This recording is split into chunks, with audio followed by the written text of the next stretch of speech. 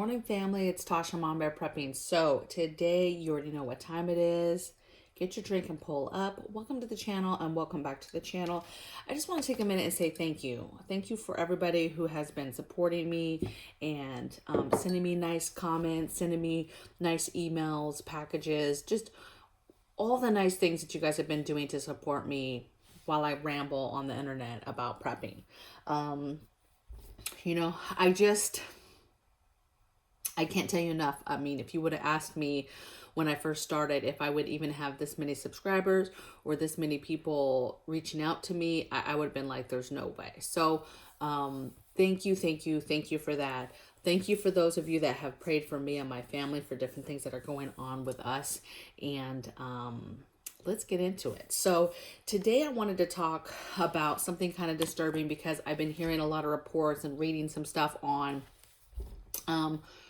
this winter and our electricity bills and gas bills, right? Natural gas bills and things going up, skyrocketing basically this winter, and that you should expect that. And I basically want to do this kind of how I do my normal videos. I want to discuss the why, right? Why is this happening? What type of things are affecting, will affect these raises, right? In these higher bills, and then also some tips that you could do just in the spirit of preparedness, right? And trying to get ahead of things, right? And I want to mention too that, this affects everybody. I know some people right away are going to be like, especially when I get into the tips and I'm talking about, let's say some ways to keep warm or whatever. For example, you're going to have people like, oh, well, this doesn't affect me because I live in California or whatever. But no, baby, it does affect you. Okay. And I'm going to tell you why.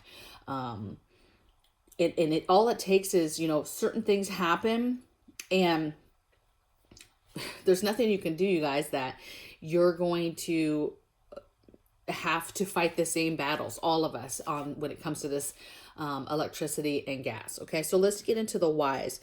So one reason is, obviously, it's no secret here on the whole west side of the country for droughts this year, right? Way lower water levels. And the way that goes into it is that's where we get a lot of our hydro power, okay? So when your water levels are getting super, super low, that's just a contributing factor to overall electricity and power, okay? Second thing is natural gas. So when Ida happened, it was no secret. Some pipelines shut down. Some natural gas stuff got shut down. It did come up fairly quickly, but this is where it gets messed up. So one, it's good that it came back up, but that was a third of natural gases that we produce, and that would have been a bad day if they didn't get that back up. Now they did, however, through that whole Ida, she tore up all types of stuff, right? And so there's just, billions of damages and repairs that have to be done, okay? And somebody has to pay for those repairing costs, and that's going to come through the customers and what we're paying for electricity or gas, okay? Repairs cost money. They're going to have to do all those repairs that Ida done messed everything up, okay? And that costs money, which means your rates are going to go up. In the same area of repairs, think about this for California, talking about, oh, I don't have to worry about this. Well, wildfires plays a huge role for us on the West Coast. Any of those states, really. So California, Oregon, Washington, where we get lots of forest fires, that definitely plays into our electricity, right? We already have to play the whole blackout, brownouts. We turned your power off for a couple hours, that type of thing. But in the realm of repairing, for example, California, the rates are going to hike up so that, our rates for electricity and gas are going to go through the roof so that we can pay for the repairs that fires damage, and also preventive care, right? Preventive repairs or preventive maintenance, if you will. For example, paying for all, wires and stuff to be buried and to not be out so that they don't spark forest fires, okay? So wildfire preventive work is what we're going to be paying, for. And so those bills go up, all right? Another thing is just crazy weather, right? So you have crazy weather, crazy storms, whatever. You either have damage from some sort of storm, so it goes into the repairs, or it's just stinking super, super cold. It's going to be a lot of snow, and those electricity circuits and that whole system infrastructure, this goes back to how crappy our infrastructure is, gets hit hard and cannot handle it. Okay. So crazy weather is gonna impact this. I mean, we already saw how it affected Texas last year. People coming out of that happened to have power, right? Onesie twosies, and these places had like $16,000, monthly bills. It was just insane, the load, right? So cold weather, just something to keep an eye out on. Another why is, this is something we don't talk about, but with this pandemic, it's no secret that there has been all types of relief packages and companies falling back and letting you be able to take care of things, right? We saw that with the rent. Hey, you can stay even though you can't pay your rent. You could stay longer. So rent forgiveness or anything like that. Well, it was no different, you guys, with utilities. And I read an article where it said utility customers owe $40 billion in pandemic debt. So basically that's customers that for whatever reason lost their jobs, couldn't handle the increases, whatever the case may be, those customers could not handle paying their bill. And when you total that all up, it totals to $40 billion, okay? And so, where's that money gonna come from? Who's paying that? What's gonna happen, So all these things kind of play into why we're going to see raises in our electricity bills and gas bills. So how do you get around this? Okay. I'm just going to go, no special order, you guys, but I'm going to go through some things. Now, could there be blackouts because of this not being managed right? Yes, but I'm not so much talking about blackouts as I'm talking about some of those alternatives that we do have for grid down, right? No power, that type of thing, but utilizing those resources to not be using your actual electricity or your actual gas as much. Okay, so just some tips. Think about your alternate heating sources, right? And thinking about using those, right? You have propane options for heat, kerosene options. You have wood stove options. So maybe if you have a home and you have a fireplace and you're able to burn some wood, maybe doing that a little bit to offset that electricity bill. Now, I get it. Wood costs money, so maybe it's not that smart to do, but you need to do your own math and your own research, figure out how much you pay. A lot of places, if they live near forests, there's a lot of free wood, or they can go online, and some of those places, they'll let you come in and for free because they need stuff cleared out or whatever, okay? Just take a look at your resources and what you have in your home and what you're able to do. Maybe you do some sort of alternate heating source, once a week or twice a week to take away from that load on the electricity and your gas. Unplugging, the simple things like just unplugging stuff. We're such a society of everything is plugged in. I mean, if you look behind me, there's several things that are just plugged in for no reason. They're just plugged in. Whether that's chargers that aren't charging anything, whether that's radios that are already charged, computers that are already charged. We have a huge console here with all types of computers and monitors and for security and all that stuff. And it's like, okay, does all this stuff need to be turned on right now? Yes, there's big things in your house that are energy burners, and all this stuff kind of adds up. So take a look at your house, common sense stuff. Unplug all the things that don't need to be plugged in. The toaster, unplug it, okay? Plug it in when you need it, when you use it, okay?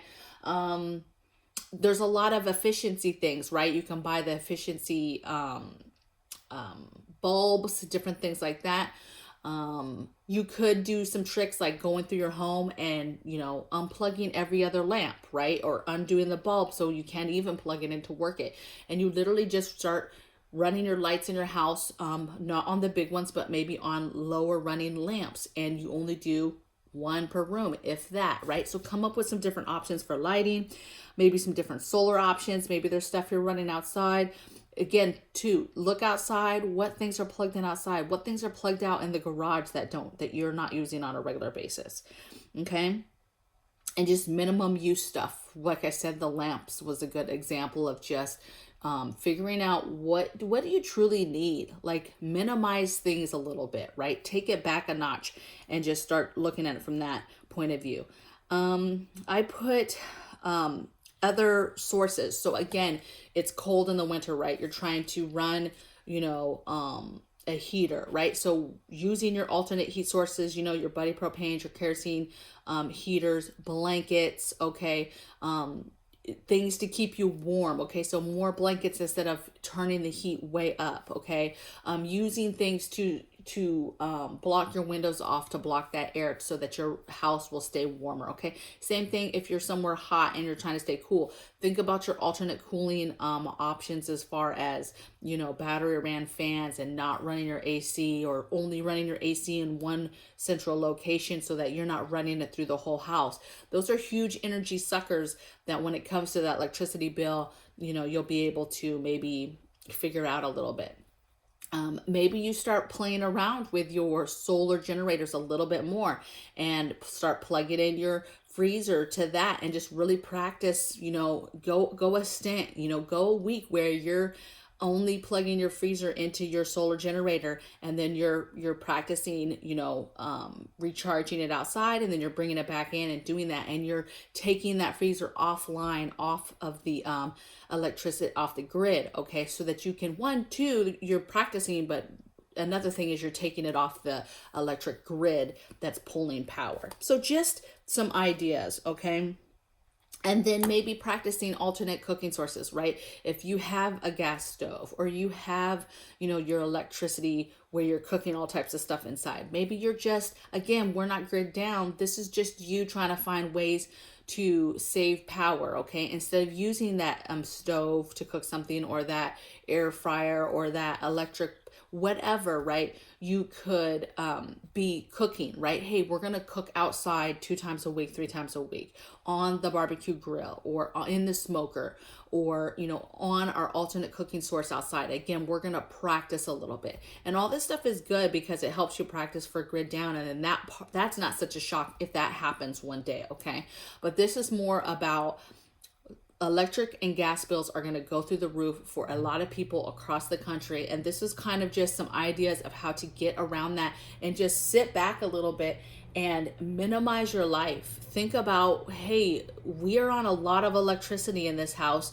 How do we scale that back? Okay. How do we save money? Okay. Because ain't nobody trying to pay, big electric bills. Nobody. Okay. Nobody's trying to do that.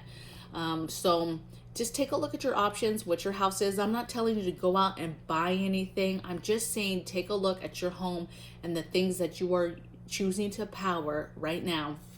Scale that back a little bit, and then think about how you can replace things 2 or 3 times a week with a more minimal off-grid type scenario piece of a product, right? You're practicing with your alternate cooking sources, you're practicing with your alternate heat or cooling, and just see what you can do and what you can, make it fun, whatever. Okay. So and then see how that affects your overall bill. So this is just my little 2 cents on the situation that's happening, that is about to happen, and just some small tips and things that we'll be doing to get ahead of these crazy bills. And I'll tell you, this isn't like, oh, this is going to be in the future. I mean, yes, it's going to be in the future. It's going to skyrocket. But I don't know about you, but I've already noticed in the last year, my electric bill is like doubled. Okay. So this has been happening because some of these things have already been happening. We've been in the pandemic for a long time. That is affecting rates. I'm going to pay more if other people can't pay. Okay. We've already been dealing with the droughts for a while with lower water. So our hydropower has already been a concern. That was already there. And so we've already been paying the cost of that, fires, forest fires, and the preventive, work and stuff. That's already been happening. Okay. So our rates go up. So just to give you some ideas, and then if you just switch it to the East Coast and the South, where all these storms are happening and they're just tearing through stuff, that doesn't help the situation either. Now you have people with zero power, right? So they're really trying to figure it out. But when they get power, you know, they're going to come into, they finally have power back, but then those bills are going to skyrocket because they have a ton of repairs that they have to, you know, that stuff's not free. Okay. You would think our infrastructure bill would pay for some of it, but don't wait for that. All right. So I will see you guys tomorrow in the next video. Again, thank you for supporting me, and love from my bear cave to yours. I'll see you guys on the next video.